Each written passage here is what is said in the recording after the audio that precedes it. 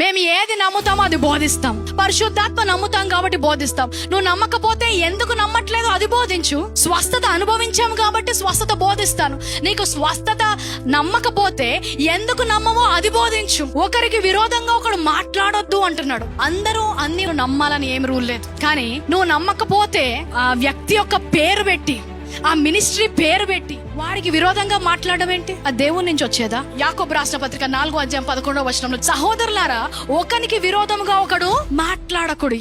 తన సహోదరుని విరోధముగా మాట్లాడి తన సహోదరునికి తీర్పు తీర్చువాడు ధర్మశాస్త్రమునకు వ్యతిరేకంగా మాట్లాడు. పెద్ద సంఘం ఉన్నంత మాత్రాన వారు అబద్ధ బోధకులు అయిపోరు. యేసుక్రీస్తుని ఎంతమందిని వెంబడించారు? ఆయన ఒలీవల కొండ మీద కూర్చున్నప్పుడు ఎంతమంది ఉన్నారు? 5,000 మంది పురుషులు.